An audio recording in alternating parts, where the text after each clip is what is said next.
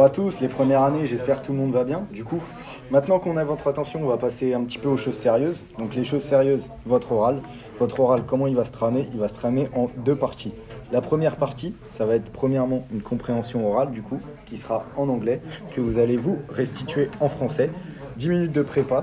Et dans ces 10 minutes de préparation, vous allez après avoir également 10 minutes de restitution. Dans cette restitution, l'objectif c'est de faire 5 minutes du coup de restitution, en fait tout simplement du texte. Et après 5 minutes de questions, d'échanges, d'interaction avec votre jury. Pour du coup la deuxième partie, ça va être, ça va être une situation professionnelle où en fait là par contre ce sera en anglais et vous allez devoir en fait analyser et mettre en avant du coup la situation professionnelle et en fait dégager des termes, des mots-clés en anglais pour afin De réussir quoi. voilà, c'est ça, tout à fait. Merci Fabien pour la suite. Et du coup, bah voilà, si vous avez des petites questions, n'hésitez pas, vous en parlez avec vos profs, ils sauront vous répondre. Et puis voilà, on vous embrasse. Allez, bisous. Comme l'a dit mon collègue précédemment, on va partir sur une démonstration de la première partie de l'épreuve. Bonjour à tous, je vais vous présenter du coup mon épreuve d'oral. Alors du coup, dans un premier temps, le texte est issu de The Guardian. Donc, The Guardian, un journal anglophone qui traite de l'actualité en tout genre. Cet article, du coup, le texte, qui est un article de journal, a été rédigé par Tim Dowling, où en fait il va apporter aussi son expérience personnelle dans cet article. Il a été publié du coup le 24 mai 2013 et celui-ci parle du coup de l'irréputation dans sa globalité, que ce soit dans les conséquences ou également les avantages. Donc à travers cet article, nous allons dégager dans un premier temps les différentes parties avec du coup des exemples, des explications. Puis d'un point de vue personnel, je vais apporter moi mon point de vue professionnel sur le sujet. Donc dans un premier temps, l'irréputation c'est quoi? L'irréputation c'est d'abord sur la plateforme internet. C'est ce qui va toucher toutes les entreprises, les administrations publiques ou encore des associations. Et du coup, c'est en fait le fait d'apporter un commentaire sur la prestation, sur le service de celle-ci, qui soit positif comme négatif, c'est en fait ça qui va déterminer les réputations. Donc à travers cette irréputation, il peut avoir des conséquences. Et au niveau de ces conséquences, on a dans un premier temps la mauvaise réputation. C'est-à-dire que lorsqu'on surfe un petit peu sur le net, qu'on va voir des nouvelles entreprises qu'on ne connaît pas, en fait, si vous voulez, les réputations, donc les commentaires qui soient négatifs ou positifs, c'est ce qui va en fait donner le premier regard sur la prestation. Donc souvent, quand il est négatif, on va déjà avoir un petit semblant de recul par rapport à ça. On va avoir en fait un petit peu moins tendance à se mouiller, que ce soit sur un achat sur Internet. Et c'est ce qui va déjà en fait, voilà, nous donner le premier rapport avec la prestation. Et du coup, ça va découler en fait également de la nuisance sur le commerce de l'entreprise. Une mauvaise réputation, en fait, voilà, ça va forcément jouer sur les ventes et sur l'image de l'entreprise. On va avoir également les indemnités, donc des auteurs qui peuvent être un élément négatif sur ça. Ça va jouer en fait après au tribunal. Et du coup, les auteurs ils peuvent payer des indemnités par rapport à ça, par rapport à la gravité en fait de la nuisance. Et du coup, en dernière solution, il y a quand même des solutions qui peuvent être possibles à cette irréputation.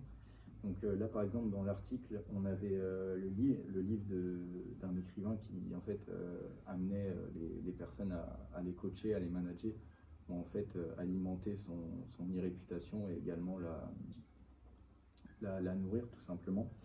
On a également des entreprises en fait qui vont payer des managers en irréputation, comme par exemple l'écrivain, mais eux qui ont vraiment des buts pour nourrir voilà, leur irréputation. Souvent les entreprises qui font appel à des managers comme ça, c'est des entreprises qui ont un gros but derrière, un gros but en jeu, un gros enjeu lucratif. Pardon. Et du coup, pour mon avis personnel, donc moi je trouve que l'irréputation, elle a des avantages comme des inconvénients. Parce que déjà, comme je vous le disais, voilà, elle permet d'avoir un premier avis extérieur. Et c'est ce qui va nous permettre en fait de choisir ou non si si on veut affaire à cette prestation. Et au niveau des commentaires également, ils peuvent en fait aider les entreprises à travailler sur leurs points faibles. Et comme on l'a vu également, au niveau des inconvénients, ça peut nuire au commerce de l'entreprise. Et du coup, voilà, j'ai fini pour l'oral. Pour la première partie, C'est ça. ok. 4 minutes, à peu près 4 minutes. Un peu moins. Ok. Déjà pas mal. On va poser 2-3 questions. Ouais, pas de souci. Alors, le texte, il a été publié en 2013, on est d'accord? Mhm. D'accord. Ça fait 7 ans maintenant qu'il est paru. Est-ce qu'il y a eu du changement? Est-ce que ça a évolué? Après, forcément, ça évolue avec le temps. Plus on avance dans le temps, plus il y a des nouvelles technologies qui peuvent apparaître.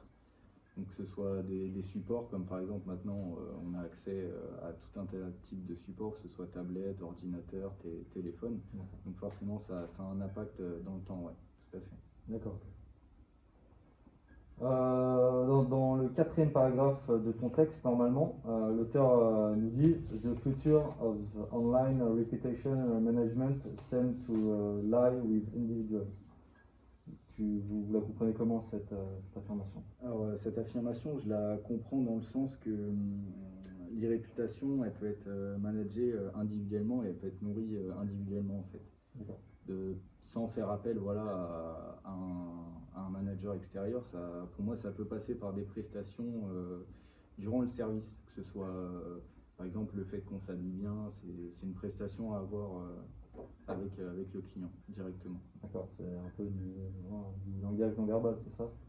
C'est ça, oui. D'accord, ok. C'est en fait une prestation qu'on peut avoir avec les clients, la façon de les aborder. Une prestance, quoi. C'est ça. Ouais. D'accord. Moi, j'avais une autre question du coup.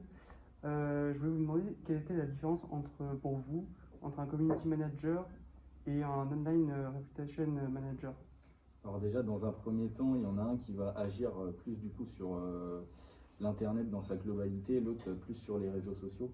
Donc le community manager, lui, il va plus agir sur les réseaux sociaux, que ce soit par exemple alimenter les posts, le type de post, il faut inclure des publicités, des sponsors, tandis que voilà le online reputation manager, c'est lui en fait qui va coacher et qui va manager par exemple les entreprises à alimenter leur réputation sur Internet. Mais où ils vont l'alimenter? Et ils vont l'alimenter sur les supports Internet, que ce soit les supports d'avis, comme Blog, c'est ça, les blogs aussi, ouais.